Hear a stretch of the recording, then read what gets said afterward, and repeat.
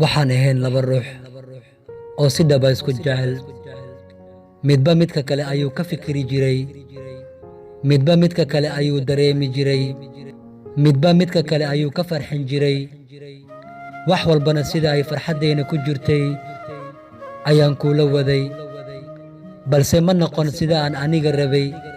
Biliis waan ku baryaa, waxaan rabaa wax walba sidii hore inaan ku soo celinno ahdigeennii, rabitaankeenii iyo farxaddeenii in aan dib u helno.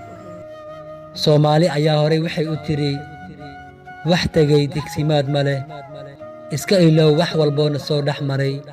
In aan ku ilaawo way igu adag tahay, sababtoo waxaan ogaaday in aan aad kuu jeclahay markii aad iga tagtay oo aad qalbigayga faarujisay.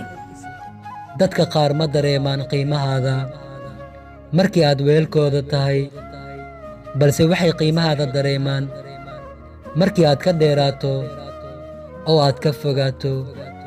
Waxaad doontay dheh, waan ku baryaa ha burburinin wakhtigii quruxda badnaa ee aan soo wada qaadannay.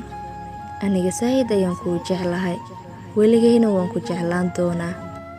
Anigaba waan ku jeclaa, weliba jacaylkaad i jecleed mid ka weyn ayaan ku jeclaa, balse dhabarka ayaad iga toogatay oo waad i qayaantay.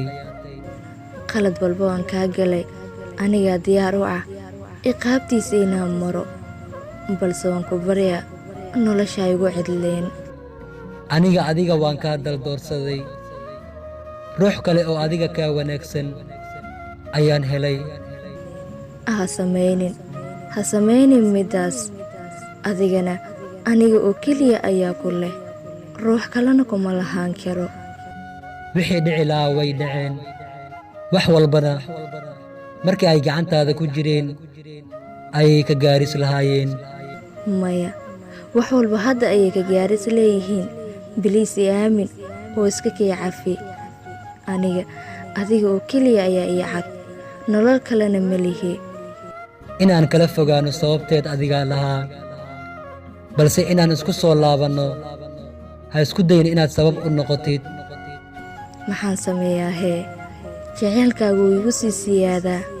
Markii aad iga fogaatayna, daqiiqad walba naftayda adiga ayay ku tabaysaa.